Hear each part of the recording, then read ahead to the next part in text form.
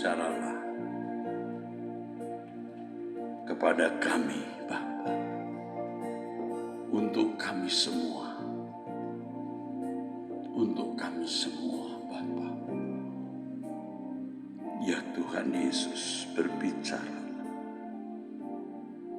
Kami membutuhkan suara-Mu. Di dalam nama Yesus Kristus, Bapa Yahweh, kami berdoa dan bersyukur kepada-Mu. Amin.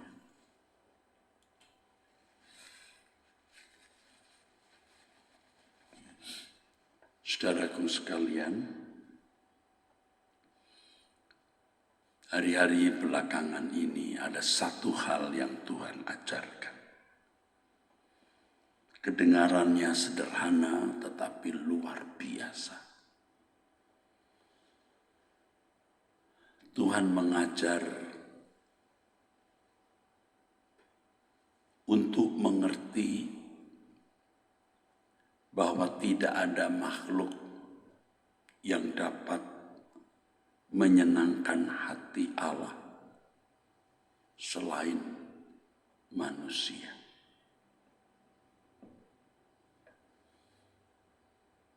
Ciptaan Allah luar biasa sempurna. Benda, tanaman, hewan, tetapi mereka tidak memiliki perasaan dan pikiran seperti manusia. Hanya manusia yang memiliki pikiran dan perasaan. Dengan komponen ini, manusia satu-satunya makhluk, tentu selain makhluk-makhluk di surga ya saudara. Di bumi ini manusia satu-satunya makhluk yang dapat menyenangkan hati Allah.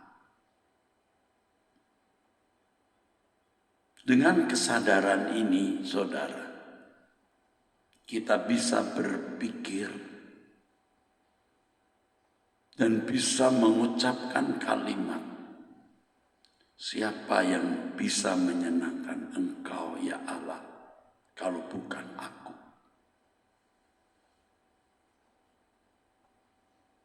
Siapa dan apa yang bisa menyenangkan hatimu ya Bapa, selain aku? Siapa dan apa yang bisa menyembah Allah? Tentu selain makhluk-makhluk surgawi ya saudara. Aku.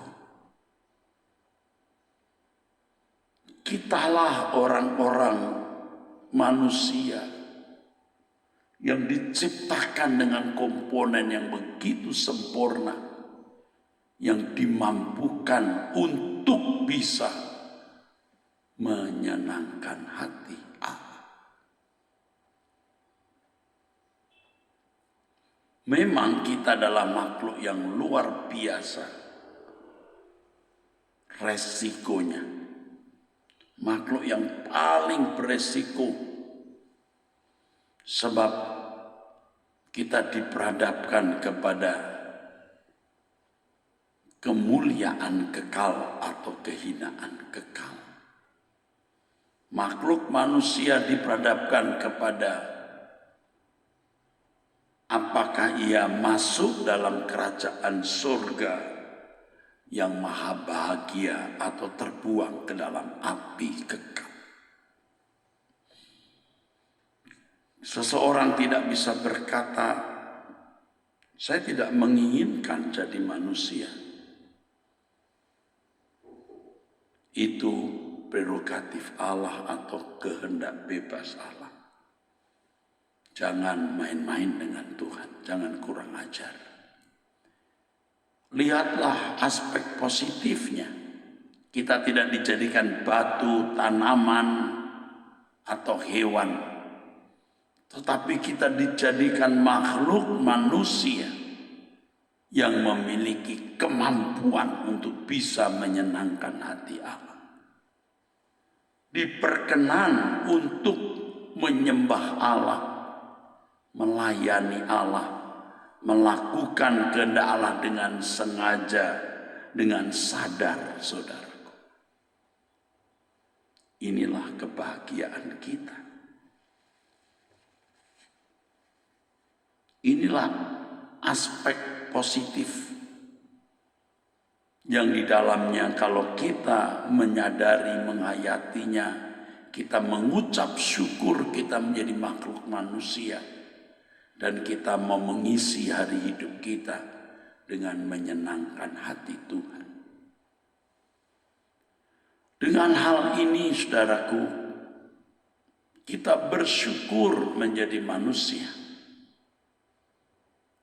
Kita berterima kasih menjadi manusia. Dan kita menikmati kehidupan sebagai manusia ini di dalam hadirat Allah. Menyenangkan Dia.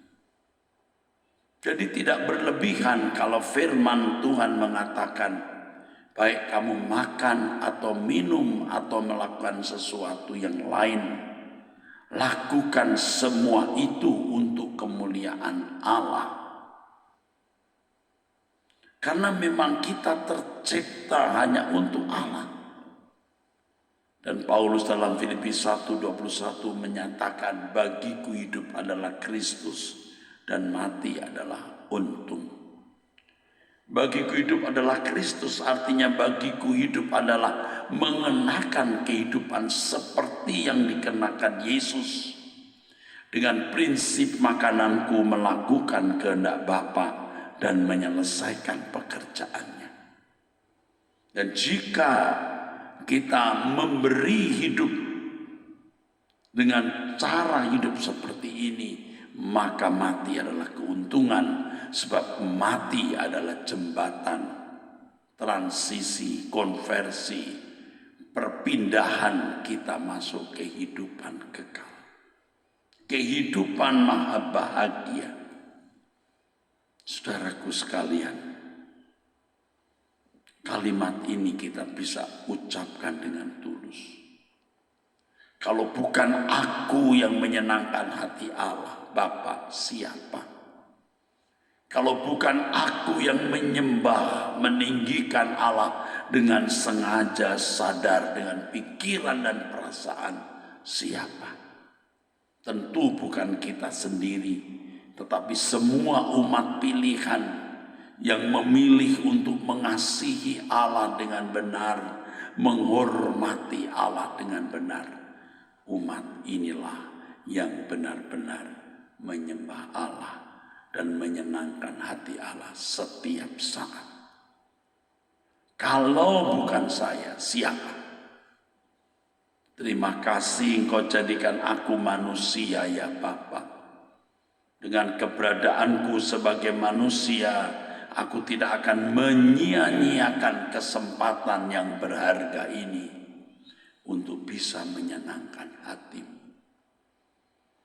Kalau kita diperkenan untuk bisa menyenangkan hati Allah, diperkenan untuk bisa menyembah Allah, ini anugerah yang besar, haleluya.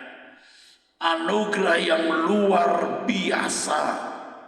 Sebab siapakah kita ini, saudaraku? Berhadapan dengan Allah yang maha besar, maha mulia.